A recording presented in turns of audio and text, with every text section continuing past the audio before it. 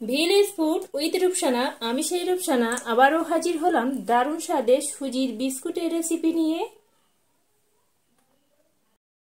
আসসালামু আলাইকুম সুপ্রিয় দর্শক বন্ধুরা, আজকের আমি সুজির বিস্কুট বানিয়ে দেখাবো। তার জন্য নিয়েছি এখানে একটা ডিশ, আর ডিশের মধ্যে আমি এইভাবে কাপ মেপে এখানে 2 কাপ সুজি নেব। দিয়ে দেব হাফ কাপ চিনি,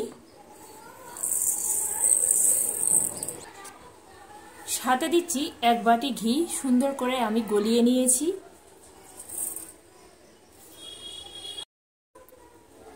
যে কাপ মেপে আমি সুজিটা নিয়েছিলাম সেই কাপ মেপে কিন্তু আমি এখানে পানিটা অ্যাড করছি।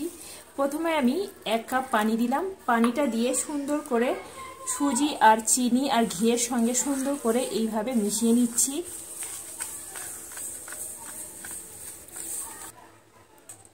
সমস্ত কিছু আমি সুন্দরভাবে এইভাবে ফেটে নিয়েছি। এবার আমি 10 মিনিটের মতন রেস্টে রেখে দেব।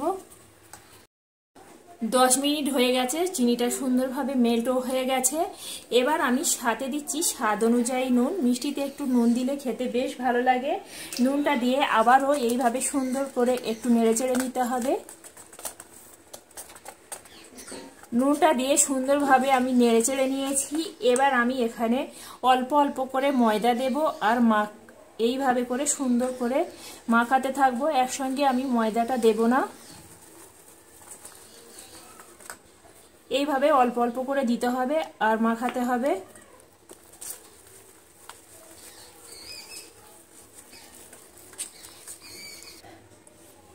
এখানে আমি অল্প অল্প করে ময়দা দিয়ে সুন্দরভাবে মেখে নিয়েছি। এর থেকে বেশি আমি আর শুকনো করব না। ঠিক এইভাবে এর ডোটা ঠিক এইভাবে একদম নরম থাকবে। এইভাবে যদি তৈরি করা যায় একদম বিস্কুটগুলো একদম খাস্তা আর ভিতরে একদম ফাঁপা ফাঁপা হবে। এবার আমি এর সঙ্গে কিছুটা চীনাবাদাম নিয়েছি আর এইভাবে ফাটিয়ে নিয়েছি চীনাবাদামটা। এবার আমি এই চীনাবাদামটা এর মধ্যে দিয়ে দিলাম। চীনাবাদামটা দিয়ে আবারও আমি এইভাবে সুন্দর করে সুজি আর ময়দার সঙ্গে এইভাবে মাখিয়ে নিচ্ছি। এবার আমি হাতে করে অল্প একটু সাদা তেল নিচ্ছি। সাদা তেলটা আবার আমি এইভাবে দিয়ে দিলাম। দিয়ে আমি এইভাবে সমস্ত এই সুজি আর ময়দার সঙ্গে এইভাবে মাখিয়ে নিচ্ছি।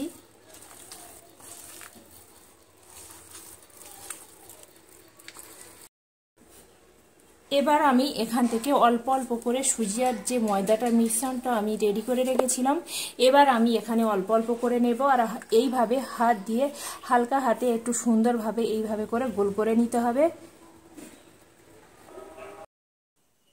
এখানে সমস্ত বিস্কুটগুলো আমি এখানে রেডি করে নিয়েছি। আর প্লেটে আমি বেশ কিছুটা পরিমাণে একটু তেলের পরিমাণটা বেশি দিতে হবে। তেল দিয়ে আমি সুন্দর করে প্লেটটা ব্রাশ করে নিয়েছি। এবার আমি এগুলো ভেজে নেব। বিস্কুটগুলো ভাজার জন্য একটা ফ্রাই প্যানে বেশ কিছুটা পরিমাণে সাদা তেল দিয়েছি। তেলটা হালকা গরম করে নিয়েছি। এবার একে একে বিস্কুটগুলো আমি এইভাবে দিয়ে দেব।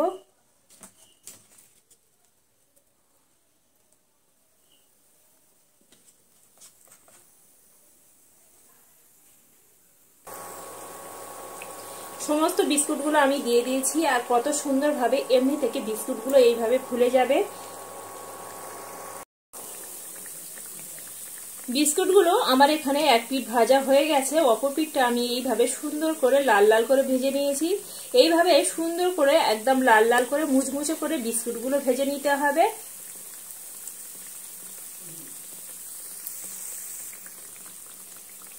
এখানে আমার সমস্ত বিস্কুটগুলো একদম ভাজা হয়ে গেছে। এবার আমি তেল থেকে বিস্কুটগুলো আমি একটা প্লেটের মধ্যে উঠিয়ে নেব।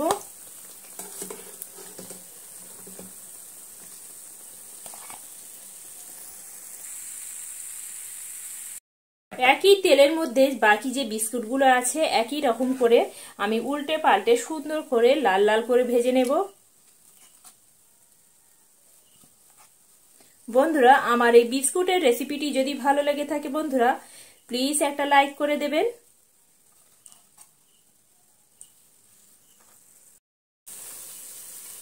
এখানে আমার বাকি বিস্কুটগুলো একই রকম করে লাল লাল করে মুচমুচে করে ভেজে নিয়েছি। এবার আমি তেল থেকে বিস্কুটগুলো তুলে নিচ্ছি।